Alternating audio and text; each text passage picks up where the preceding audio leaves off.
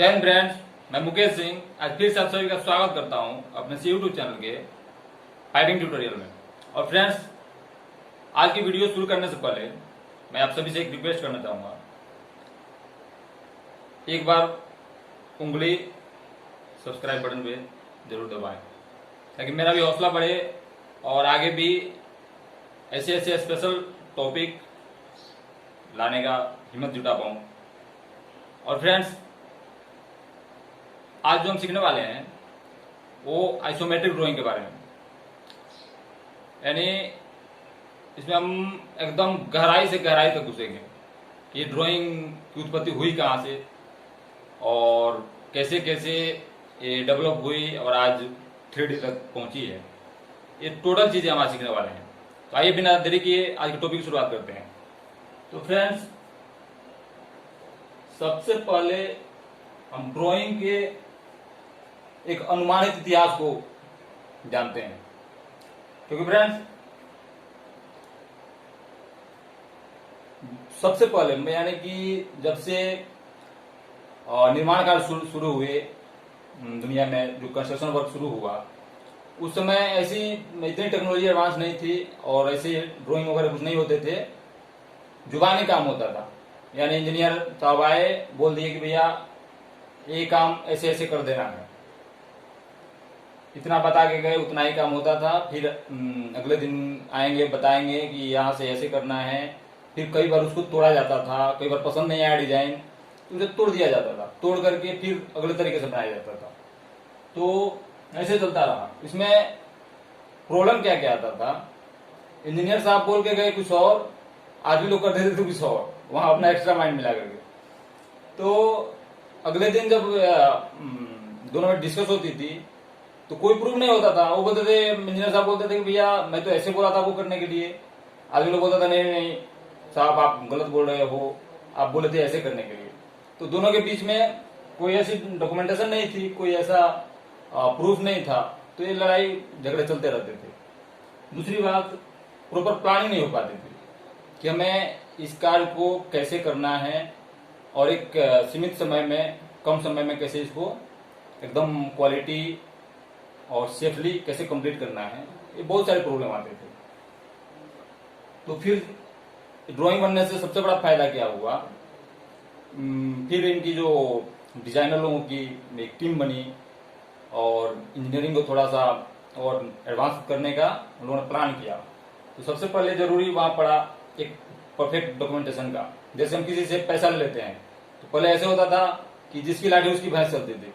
हम पैसा लिए, कल वो आदमी, क्योंकि वहां पे या तो गवाही की जरूरत पड़ती थी कि भाई किसके सामने दिए हो, या फिर एक लिखित प्रमाणित तौर पे एक डॉक्यूमेंट्स की जरूरत पड़ती थी।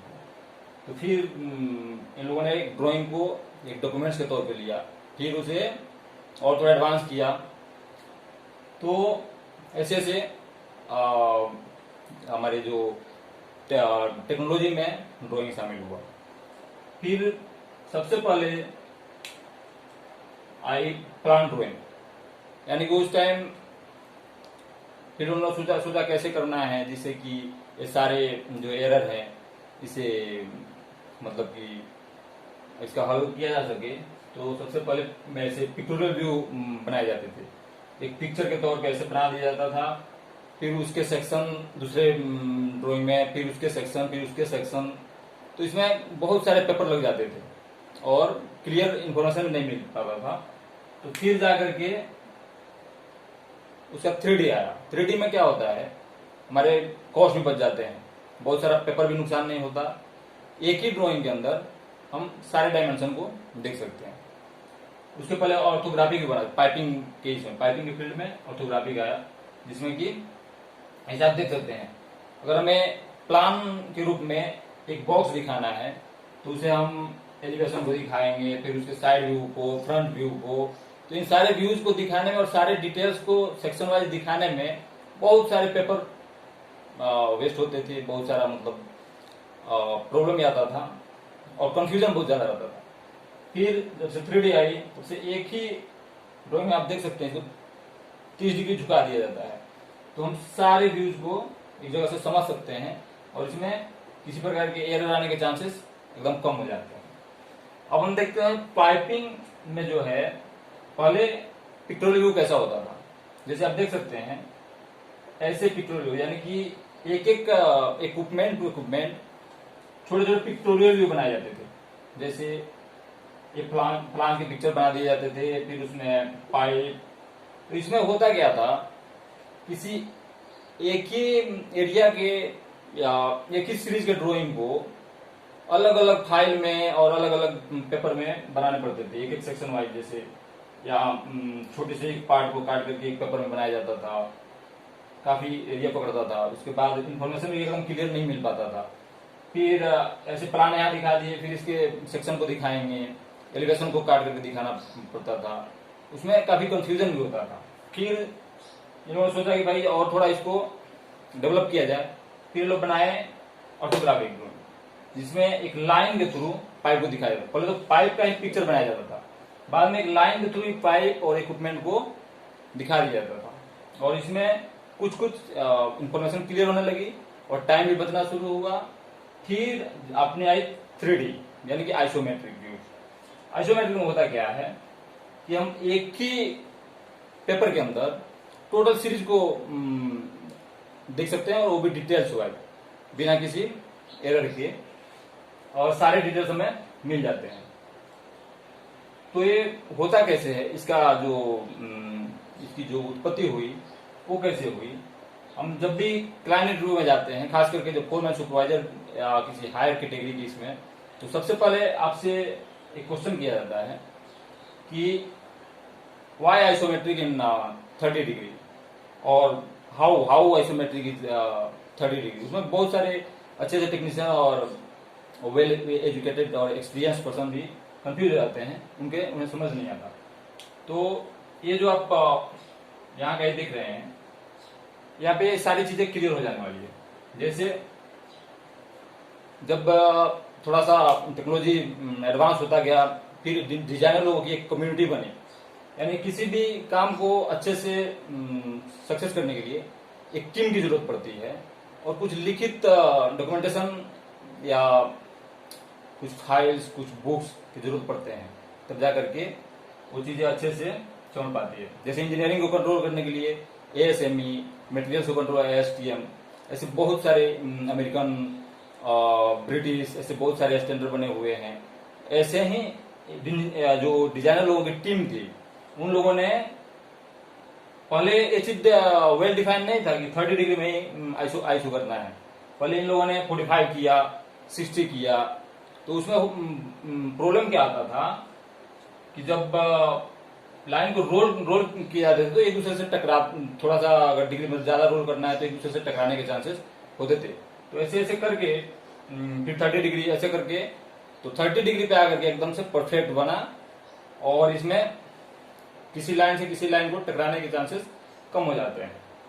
तो जैसे आप देख सकते हैं, जो जब भी कभी क्लाइंट पूछे कि वाई आइसो और हाउ आइसो इन 30 डिग्री, तो आप बेझिझक बताइए कि बेस लाइन जो है, यानी जो इसका रेफरेंस लाइन से, यानी समतल जो एक रेखा है, उससे जो है 30 डिग्री बनाता है आइसोमेट्रिक का ये जो लाइन होता है, जो डायरेक्शन लाइन होता है, ये 30 डिग्री में झुका और उठा होता है। इसीलिए हम आइसोमेट्रिक को 30 डिग्री डिफाइन करते हैं। लेकिन आप ऐसे नॉर्मल समझ सकते हैं, एक जो सर्कल है, और ये 30 डिग्री में बनाने के सबसे बड़ा बेनिफिट ये भी है कि हर एक लाइन टू लाइन 60 डिग्री के कोण बनते हैं, और ये इक्वल हो जाता है। यानी 60 60 60 60 60 60 इंटू 6 360 डिग्री। जैसे आप देख सकते हैं, ये रेफरेंस लाइन से 30 डिग्री इधर, 30 डिग्री इधर, 60 डिग्री ये हो गया। यहाँ 60 60 60 60 60, तो 360 कंप्लीट हो जाता है, और इक्वल डायमेंशन में डिवाइड हो जाता है। उसके बाद जो अप डाउन की जो रेखा है वो सीधी रखी जाती है, ताकि ये जो दूसरी डायरेक्शन लाइन है, अगर रोल भी हो या ऑफसेट हो या ऑफसेट रोल दोनों भी हो, तो भी एक दूसरे से टकराने के चांसेस कम रहते हैं, और सारे डायमेंशन एकदम क्लियर होते हैं। तो जैसे अपन यहाँ समझ सकते हैं, अप लाइन की या अप एंड डाउन सीधी सीधी रेखा है, और रेफरेंस लाइन से यानी बेस लाइन से 30 डिग्री लाइन जुड़ी हुई। अब बात आती है यानी कि आइसोमेट्रिक ड्राइंग में ये जो साइड है यानी जो दिशाएं हैं वो भी एकदम डिफाइन होनी चाहिए कि कौन कौन से तो मैं नेक्स्ट वीडियो में ये सारी चीजें एकदम क्लियर करके आपको समझाऊंगा। तो इससे यानी कि भूगोल के ज्योग्राफी के अनुसार नॉर्थ को मास्टर माना जाता है। तो नॉर्थ साइड को ही हर एक ड्राइंग में और इंजीनियरिंग में भी शामिल किया गया, उसी को मास्टर मान के चला जाए तो एक ही डायरेक्शन उसमें दिखाया जाएगा, नॉर्थ डायरेक्शन। और नॉर्थ जो है किधर भी दिखाया जा सकता है, यानी कि इस साइड तो नहीं दिखाया जाएगा, कभी भी top left and top right में दिखाया जाएगा। तो नॉर्थ इधर भी दिखाया जा सकता है, इधर भी दिखाया जा सकता है, वो पेपर के अवेलेबिलिटी पे निर्भर करेगा। तो हमारा अप डाउन सेम रहेगा। बाकी अगर हम नॉर्थ इधर लेते हैं तो क्लॉकवाइज हमारा direction north east south west ऐसा होता जाएगा। नॉर्थ इसको लेते हैं तो नॉर्थ ये ईस्ट हो जाएगा, ये साउथ हो जाएगा, ये वेस्ट हो जाएगा। तो फ्रेंड्स ये है हमारे आज तक के यानी 2D मतलब 2D से आज के 3D और तक के सारे जर्नी के इतिहास रहे हैं। इसमें हमें एक ड्राइंग के अंदर ही सारे मटेरियल डिटेल्स, सारे डायमेंशन, मतलब एवरीथिंग आपका यहाँ क्लियर हो जाता है एक पेपर के अंदर ही। इतना बड़ा बेनिफिट हुआ। और आजकल तो बहुत सारे ऐप भी आ गए हैं इसे बनाने के लिए। तो मैं आशा करता हूँ फ्रेंड्स इसमें आप सभी के बहुत सारे क्वेश्चन के जवाब मिले होंगे और ये वीडियो आप सभी को पसंद आएगी। और कभी भी आज के बाद अगर क्लाइंट हाउ और वाई के लिए फाइल फेंके वो नौबत तब शायद नहीं आएगा। आप एकदम कॉन्फिडेंस से बोलिए कि भैया रेफरेंस लाइन से 30 डिग्री लाइन झुकी और रुकी होती है, इसलिए आईएसओ को 30 डिग्री में माना जाता है। तो मैं आशा करता हूँ फ्रेंड्स ये वीडियो आप सभी को बहुत ही पसंद आएगी, आप सभी के लिए लाभान्वित साबित होगी। So thanks for watching friends, see you with next video. Thank you so much.